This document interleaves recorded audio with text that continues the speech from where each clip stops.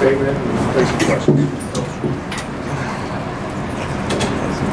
First of all, let's give credit where credit is due. Florida came in. They came in playing like a desperate team. We got off to a decent start, but again, once they took control of the game, they never looked back. So give them credit. I thought we had an unbelievable practice on yesterday, but did not get any carryover into the game. So we just try to figure out, why we're practicing at a high level, but the transfer of energy and information in the games just aren't there. But give Florida credit. They came out trying to even up the series here late in SEC play. They did it. Neither of us protected our home court. But this was a game that, coming off our last performance, I thought, we were going to be ready to play. Got off to a good start. We were up 7-2 early in the game, but after that, they took control of it. Hudson, we basically knew his strengths and weaknesses, but he was a difference maker. We guarded him in Florida, didn't guard him tonight, and boy, he made us pay. He really looked like a, high-level player, experienced player. They look like a team that went to the Elite Eight last year. And so we just got to keep grinding, get back to work, reconvene on Thursday. They'll have a mandatory off day on tomorrow. Wish we could practice, but we can't. And we'll reconvene on Thursday and get ready for Texas A&M. Thanks, Coach. Start Chandler right there, Coach. Avery, you guys missed 19 straight field goals with a stretch there in the first half. You went 14 minutes. What happened offensively in the first half? Well, when you're 4 for 30, which we were in the first half, I think you pretty much saw it. How many shots that we missed, there were a ton of them we missed in the paint. If you go back and look at the first half, missed layups, wide open threes. So the ball just didn't fall for us. Our offense worked a whole lot better when we were making our shots in the paint. We missed a couple of easy mid-range shots. Sometime they were there, but I saw other times when we drove to the basket, we just didn't finish. Or when we did get the extra ball movement after an offensive rebound, it's one of the few times we've out-rebounded our opponent here recently. We just didn't make the threes. We didn't finish in the paint. And that put a lot of stress on our defense. Left side, Alex. 2 questions. What was going through your head during that period when you're missing 19 in a row?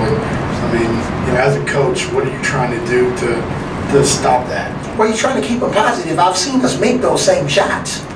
And without mentioning our players' names, it wasn't like they were taking bad shots. Those are shots that they normally make. Just unfortunately, we didn't make them today.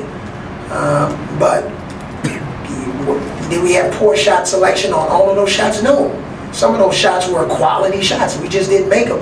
And we probably had 5 or 7 that kind of rolled around on the rim and popped out for whatever reason. I guess, kind of touched on it, but just this run this team is in right now, what is the feel in that locker room right now when you walked in there? What they disappointed? I just think it's all about, responsibility. And I've walked into these press conferences, and obviously I haven't backed away from my responsibility. But I just think collectively we got to be responsible. We got to grow up and be responsible and be mature. And this is a great life lesson. Sometimes in any situation, you own a business, you have a bad week or 10 days, and it doesn't necessarily mean you close down the business. You just try to figure out ways to improve it. And we're in a bad stretch. We've seen other teams in our conference go through bad stretches, whether it's early in SEC play, middle SEC play, like us late in SEC play. But I guarantee you this, we're going to practice and we're going to get on the plane and go play Texas A&M. Mark, middle. Is there anything you can put your finger on to say what's changed during these last 4 games since that Tennessee win? You've lost 4 straight. Well, I just think, we just haven't been synchronized on both ends of the floor. Doing those wins against LSU and Tennessee, we got some pretty good balance, pretty good feeling for what our rotation was, and everybody was playing their part. It didn't help tonight. There's no excuse. It didn't help that Hurt went out. He had 5 rebounds in, 7 or 8 minutes and helped us defensively early in the game. But obviously when he went out for the rest of the game, that wasn't something that we were celebrating. We need him on the floor for 18 or 20 minutes. In Florida, you know, he had 6 or 8 points, played great defense on Hudson. Now we don't have him for a long period of time tonight, and our defense suffered. Just quick follow, what happened to Herbert? Just head injury. He'll be reevaluated tomorrow. Thank you. We have one up in front. What was your question? Yeah. He was asked about the head injury. Oh, Herb, okay.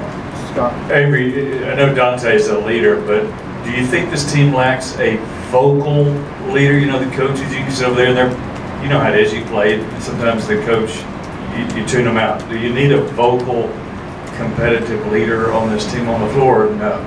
Well, yes, every team needs a vocal leader or a quarterback. I think one of the issues is, you know, here's a guy that's shooting 70% from the field and he got 2 attempts. So where does that responsibility lie? First is on me, yes, but you know, Dante Hall's not getting the ball enough. And obviously he was fighting a little foul trouble tonight in the first half, but when you're shooting 70% from the field and you're 4 for 30 from the field in the first half, it's probably a good idea to look for this guy and look for him. And obviously he needs to get open, but we got to do a better job of getting him the ball because we miss his 14 points and 11 rebounds. And when he's shooting such a high percentage, I don't care if it is on dunks or jump hooks, we got to figure out a way to get him the ball more inside. Do a few more to start with Drew up front. Coach, with a loss like this, I know this has really been out of character for the team, but where do you go from here? I mean, how do you put the pieces back together? Well, one of the things, Drew, is, and I think you would agree with me on this statement, our season is not over. So let's first of all, let's talk about that. Where do we go from here?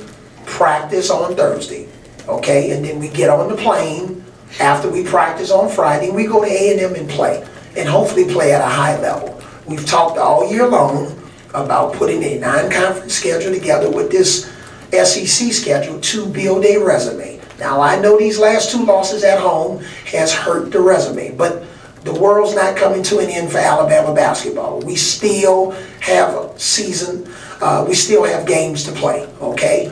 And we haven't played well at home the last 2 games, and it's not the fans' fault. It's not the nutritionist's fault. It's not the strength and conditioning coach's fault. It's not the athletic trainer's fault. It's not any of our professors' fault at this great university, okay?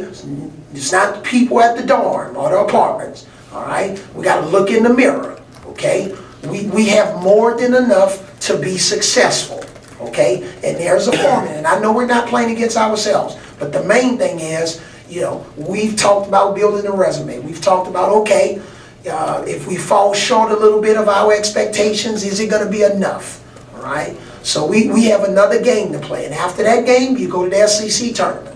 All right, we had a team last year that we beat in the SEC tournament in the 2nd round. They ended up going to the Final Four. So again, I'm not throwing a chair. I'm not punching a hole in the wall. Okay, I'm gonna go and get in front of the video at some point and figure out what's wrong with our team. But other teams have survived 4-game losing streaks. So I just think, to answer your question, and the season is not over. We got a lot of season left, okay? We just got to figure out how to put the pieces together, and that's my job. Do 2 more questions. Start with Alex and we'll finish with Joe. You mentioned the rebounding. You had a 9 advantage on the offensive boards and only get 11 points, including none in the first half on 12. What do you attribute that to? Well, like I said earlier, we can't finish. We didn't finish. And when they came over for the timeout, it's not like I was saying, hey guys, you know, poor shot selection. Can we move the ball more? No. Can we offensive rebound more and kick it out for some wide open shots? Or when your offensive rebound, go up and finish inside. We didn't make the shots.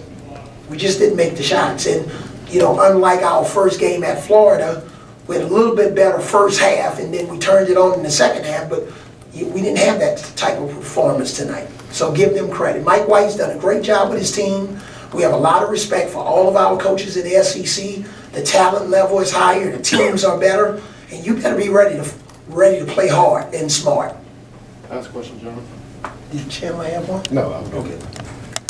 I know, I mean, and I'm not talking about tonight, I know the team's probably down after losing the game, but in general, they were on such a high 2 weeks ago. Do you still like their positive mindset, their attitudes, or is there some work that has to be done psychologically also? Well, a lot of these kids haven't been through this. We played against a team that was pretty dejected after losing in the Elite Eight last year. I mean, and I'm assuming that they came back, even with their conference record, wanting to prove something and trying to have a chance to get back to that level and advance further. We're trying to build our resume so that we can eventually make it to the tournament and try to have a chance to get some experiences that some of these other teams like Arkansas and Florida has. And we're not there yet. So I just think for us, even as disappointed as we are or dejected as we are, you know, you gotta pick yourselves back up and get ready to go back to work. Because nobody feels sorry for you in this league. This league is that good. Nobody feels sorry for you.